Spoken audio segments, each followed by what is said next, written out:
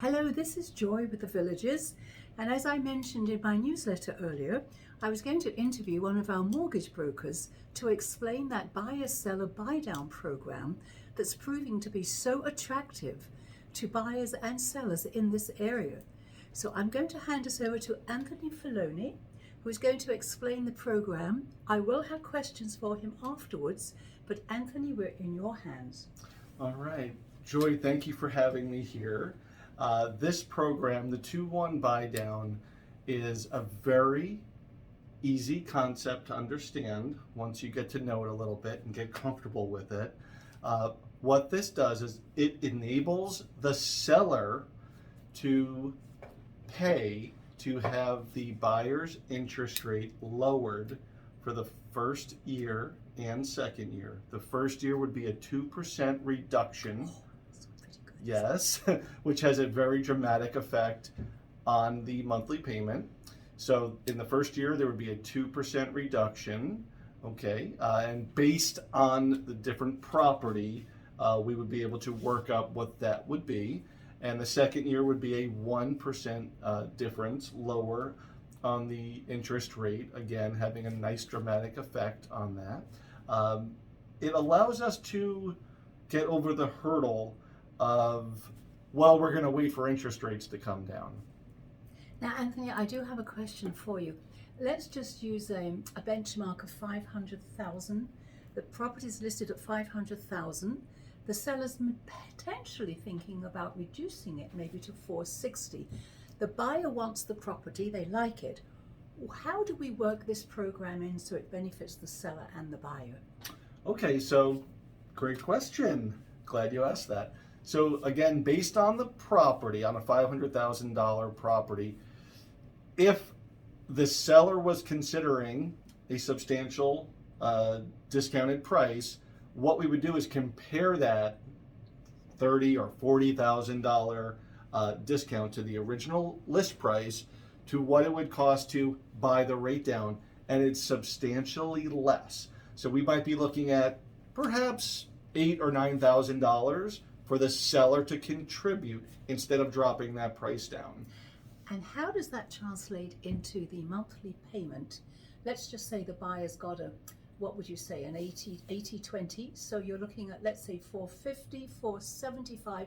You're looking at about a $400,000 mortgage. I'm going to try to round this out to keep it simple. You've got $400,000 mortgage or loan. How would that translate into their monthly payments? Okay, based on the day's interest rate, okay? So we're currently, we're approaching the upper 6% right now. So we would be looking at savings per month of anywhere from $500 to $800 per month during that first year.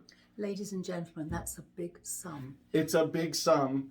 And example, if someone was going to go ahead and move forward now and they've got their home up north, perhaps, and they're thinking about retiring in the next year or two, this is perfect because they'll have their nice low interest rate now.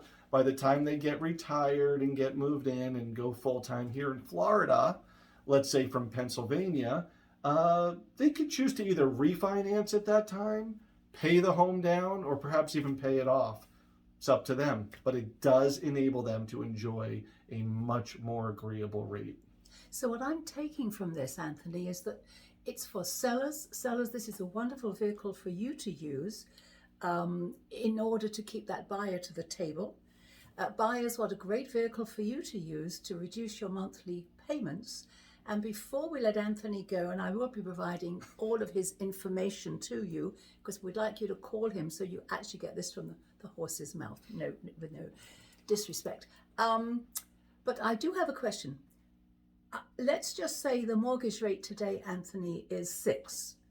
And I buy into this 3-2-1 buy down as the buyer. Okay. Now, in 3 years, the mortgage rate is 9%. What happens to what mortgage interest what will I be paying? Okay, great question. So what we would do is the buyer would be qualifying at today's rate. Okay, so let's call it 6%, just for the sake of argument.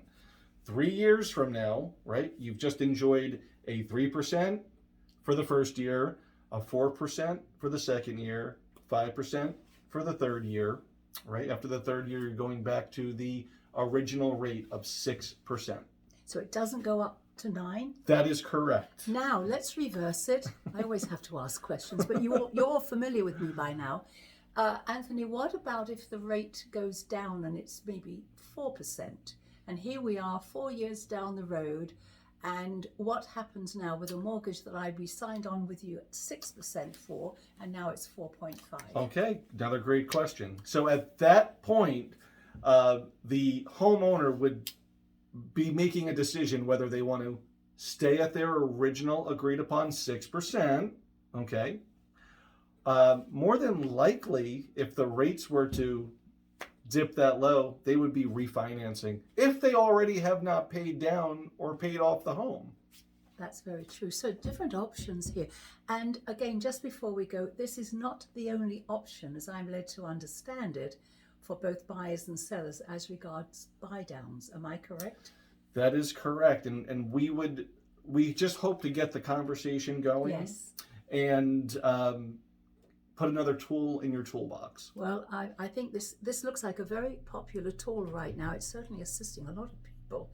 And we'll be sending this out to you. Information will accompany this video. But thank you so much for listening. And I hope you've learned something. And if you have any questions at all, I would love you to call Anthony or his partner and make sure that you get all those questions answered. Thank you so much. Bye-bye. Thank you.